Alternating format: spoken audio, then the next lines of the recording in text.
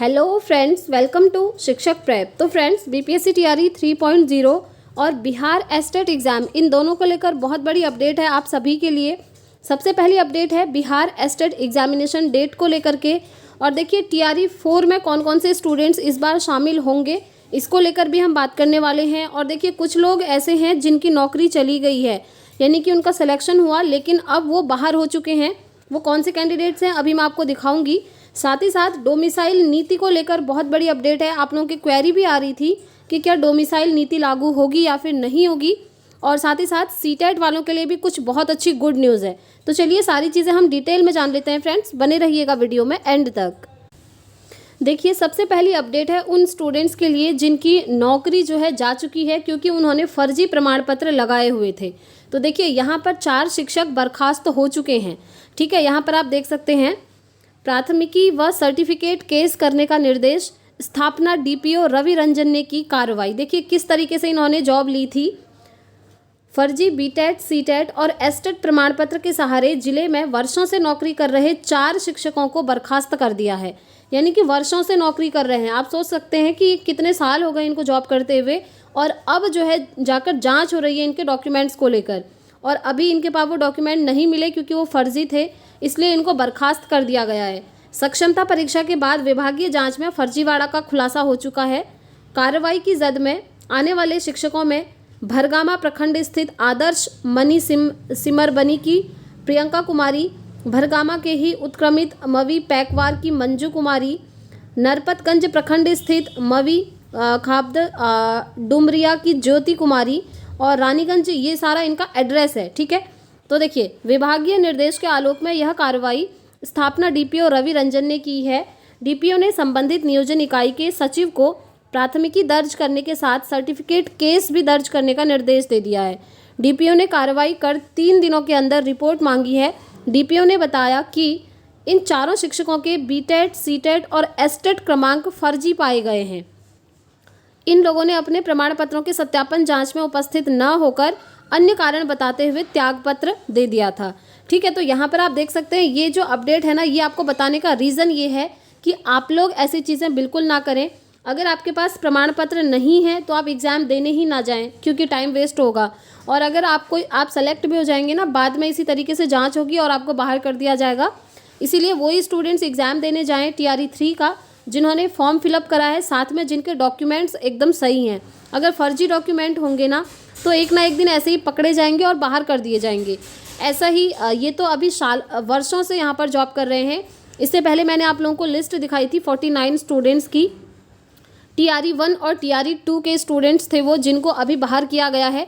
देखिए इतने महीने हो गए हैं, कितने महीनों की सैलरी भी उनकी आ चुकी होगी। लास्ट में जाकर टीआरई 1, टीआरई 2 में 49 स्टूडेंट्स को बाहर किया गया। रीज़न यही था, पहला सब्जेक्ट कॉम्बिनेशन उनका गड़बड़ाया था। ठीक है, जैसे हिस्ट्री से डाल दिया उन्होंने, हिस्ट्री सब्जेक्ट डाल दिया 6 to 8 में, और ग्रेजुएशन में हिस्ट्री है ही नहीं।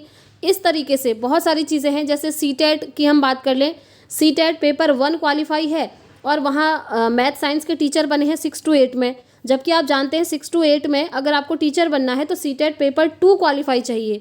और कुछ लोग तो ऐसे भी हैं जिनका 6 to 8 मैथ साइंस में टीचर बन चुके हैं और उनका SST 6 to 8 math science subject में टीचर बन चुके हैं और उनका सीटेट जो है एसएसटी सब्जेक्ट से क्वालिफाई है। तो ऐसे ही स्टूडेंट्स भी अभी छांट करके बाहर कर दिए गए हैं।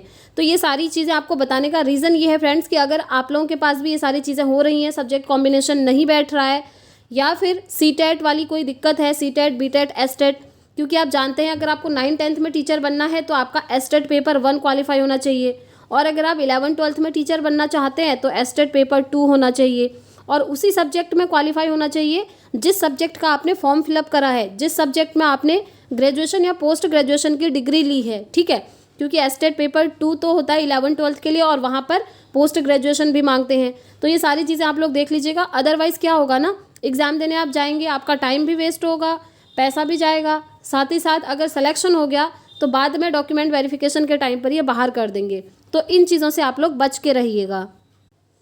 अब हम बात कर लेते हैं फ्रेंड्स डोमिसाइल को लेकर, क्योंकि आप लोगों के बहुत सारे कमेंट्स आ रहे थे कि डोमिसाइल नीति लगनी चाहिए।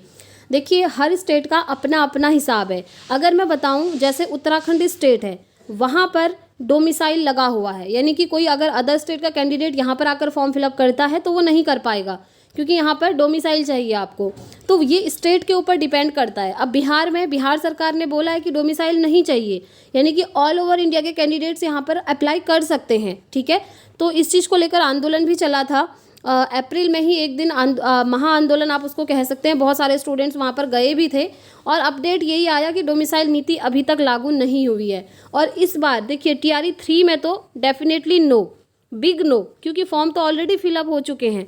ठीक है, अगर TRE 4 में कुछ ऐसी अपडेट आती है कि डोमिसाइल नीति लागू होती है तो आपको यहाँ से इन्फॉर्म कर दिया जाएगा। अगर डोमिसाइल नीति लागू नहीं होती है तो बिहार के कैंडिडेट्स को बहुत ज़्यादा फायदा होने वाला है। अभी अगर लागू होती है तो, क्योंकि अभी नहीं है तो अभी बिहार के कैंडिडेट्स को कोई फ़ायदा नहीं है, क्योंकि जितनी सीट है ना वहाँ पर अदर स्टेट के कैंडिडेट्स भी अप्लाई कर रहे हैं और वो वहाँ पर सेलेक्ट भी हो रहे हैं। आपने TRE 2 का रिकॉर्ड अगर देखा होगा तो उत्तर प्रदेश के मोस्टली स्टूडेंट्स ऐसे थे जिनका TRE 2 में सिलेक्शन हुआ था।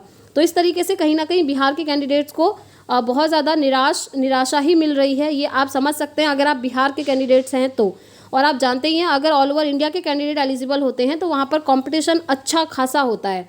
तो देखिए डोमिसाइल को लेकर अभी तक तो कोई अपडेट नहीं है, डोमिसाइल नीति नहीं लागू हुई है। जैसे ही कोई अपडेट आएगी आपको यहाँ से इन्फॉर्म कर दिया जाएगा।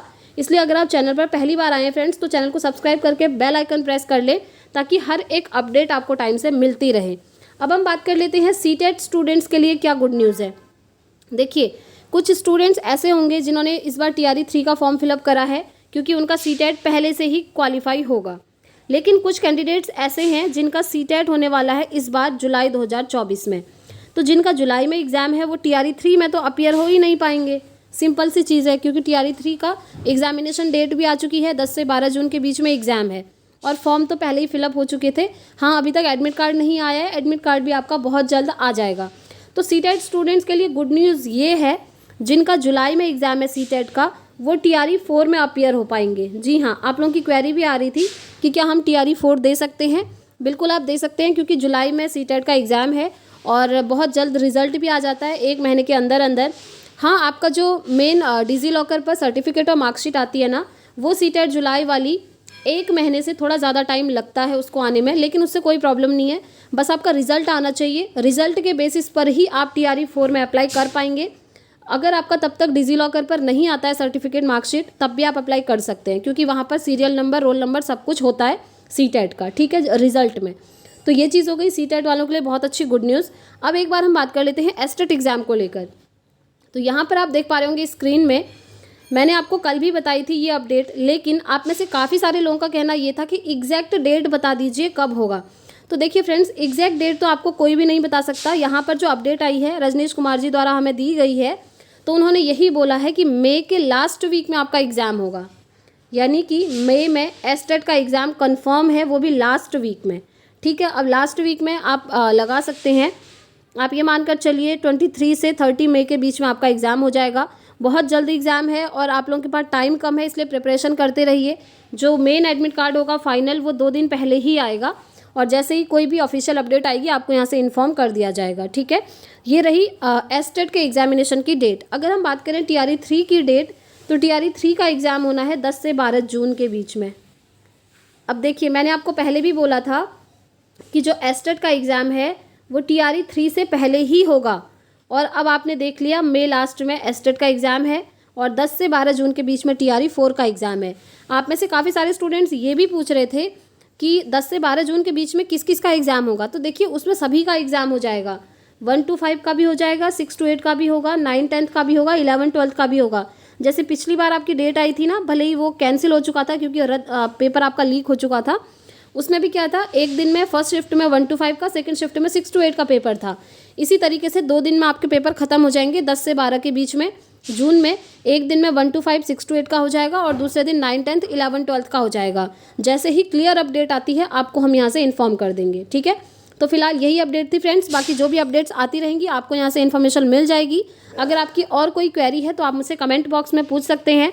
और अगर आप लोग सीटेट की प्रिपरेशन कर रहे हैं तो डेली इवनिंग 6 बजे आप क्लासेस होती हैं सीटेट की, आप उन्हें ज्वाइन कर सकते हैं। तो इस वीडियो में इतना ही रखते हैं फ्रेंड्स, मिलेंगे नेक्स्ट वीडियो में नेक्स्ट अपडेट के साथ।